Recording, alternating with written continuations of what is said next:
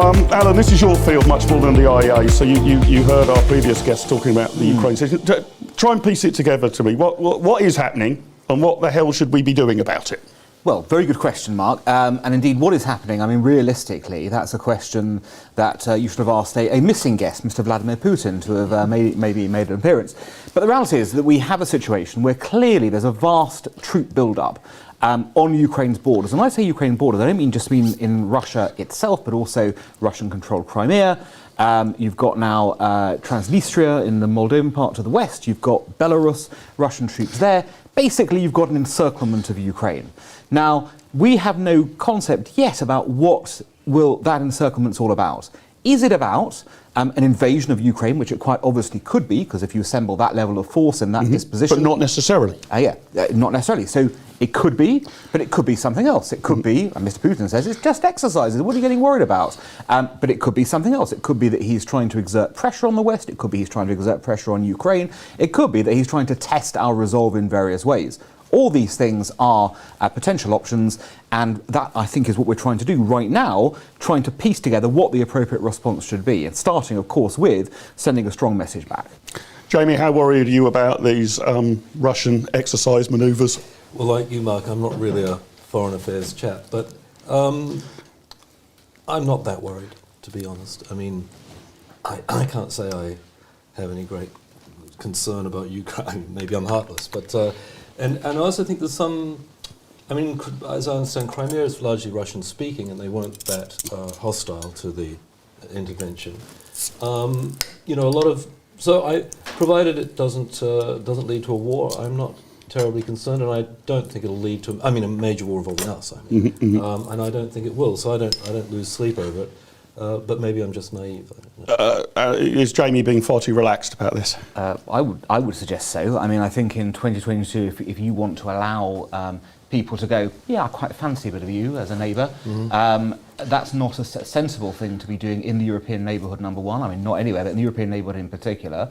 Number two, given who Putin is and what he aspires to, his own global aspirations, his regional aspirations, there are clearly problems with feeding the beast, as it were, to encourage him to go further. What if he carves up Ukraine and then says, I'll have a bit of Poland next? No, I'm not disagreeing with any of that. I thought Mark was asking me if I was personally worried.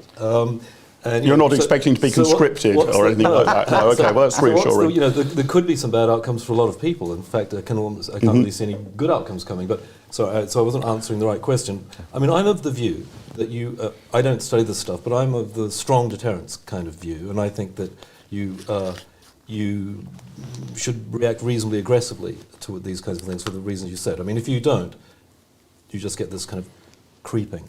So once speaks quietly, but hold a big stick. Right. That kind of thing. Is that your prescription then, Alan? I mean, what should we be doing about this? Our very own Steve Davies has done a video about this and has written about it. And his fear, amongst many others, is actually we will, rather than quietly holding a big stick, we will very noisily wave a twig and say this must not happen, thou shall not pass. But when push comes to shove, do nothing. The exact reverse of Jamie's suggestion. No, exactly. I think we're in agreement on this. The reality is, yes, you want to make quite clear what you're doing without necessarily shouting it from the rooftops, and you do that simply by private discussions where you outline what happens, and equally you move your own troops into positions which aren't in any way construed as offensive, but are defensive positions in order to maintain that there is a deterrent factor. The key thing to this is deterrence from day one. You've got to send a very strong message that we are going to deter this, we're not going to allow it to happen, but you don't want to shout too much because it also provokes what we've seen, unfortunately, in Europe, which is other countries going, oh, we don't much like the sound of this shouting, we're going to run in a different direction, like the Germans, for example. One of the things that I lament about politics over the last, or government spending over the last, 20, 30 years, is that countries, my own New Zealand, they're just unwilling, governments are unwilling to spend much on the military. And only really the United States does, and of course China and Russia do as well as a percentage of GDP. And continental European countries spend a pittance, Britain doesn't spend as much as it once did. And all of this, you might say, well, I think that's one of the fundamental functions of government is to protect us from external aggression. And, they'd rather spend it on all sorts of silly projects that aren't their proper function.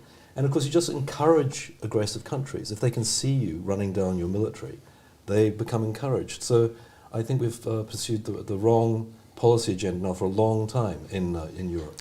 Well, if you enjoyed that conversation, why not watch one of these other videos? And while you're here, remember to hit the subscribe button and the notification bell. That way, you'll never miss out on a single IEA broadcast.